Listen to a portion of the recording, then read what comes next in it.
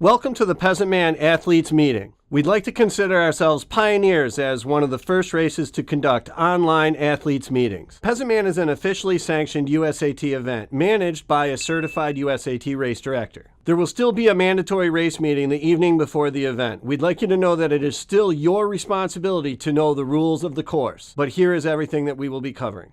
The Peasantman Half-Steel Aquabike. This race consists of a 1.2-mile swim and a 58-mile bike ride, beginning and ending in Indian Pines Park in Penn, New York.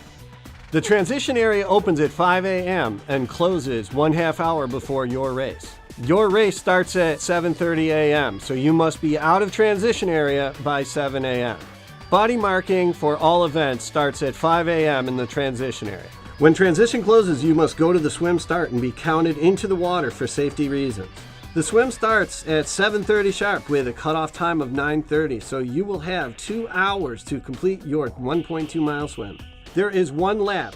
You'll be going around the furthest buoy from the shore, a big bright orange one.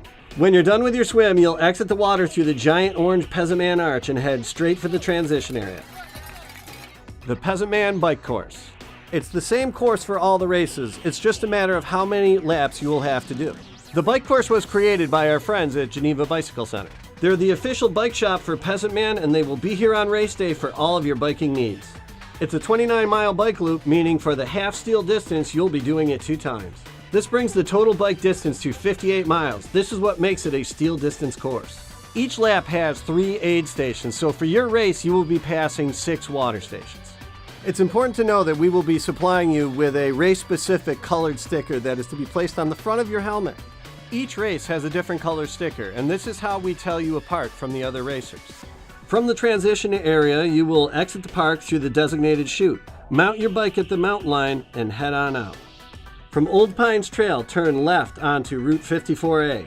Go 7 miles to Branchport, to the first traffic light on the course. Here is where you'll take a right onto GUYANOGA Road.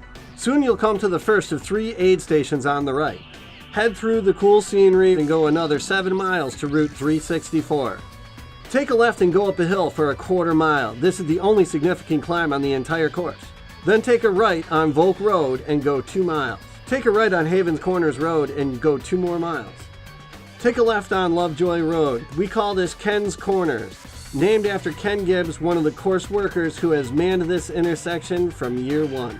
After 1.5 miles, take a right onto Ferguson Corners Road. After a short distance, you'll see aid station number 2 at Tomian's Farm Market. Stop here and get refreshed and take a right onto 14A. It's important to keep in mind that there is a chute that we have put coming off Ferguson Corners onto 14A. This is a high-speed road, and you must stay within the chute on the large shoulder. We will have a volunteer there who will be instructing you to stay within the chute. Anybody who does not go through this chute will be immediately disqualified. Go another 7 miles back into town. You'll have quite a downhill for the last 4 miles of this stretch. Then turn right onto Court Street. Here's where you'll hit aid station number 3 at the high school, which also doubles as our special needs area. Cyclists for the full, half, and relays are more likely to use special needs because the rest of you are about to finish. Turn left onto Burns Terrace, then right onto 54A. Soon you will come to a well-marked chute that is manned by a police officer and a bike course director. This is where the sticker on the front of your helmet comes into play. If there's no sticker on your helmet, there will be no guidance from our bike chute director. This person will notice the sticker and either send you through the chute onto your next lap or guide you over to the finish chute where you'll turn down into the park. There's an abundance of signage on the course, so keep an eye out for the yellow signs showing the direction and distances. When you're done with your race, there will be an Aquabike dismount line, and you will be directed to walk or run your bike across the finish line. Do not ride your bike across it. The bike course closes at 5:45 p.m. If you have any additional questions, please go to Peasantman.com. Here you can get more info on nutrition, parking and directions, packet pickup, race check-in, and course maps. Don't forget that we will have a Q&A session the evening before the race at Indian Pines Park, where we'll go over all these details again and answer all the questions you might have, including nutrition details.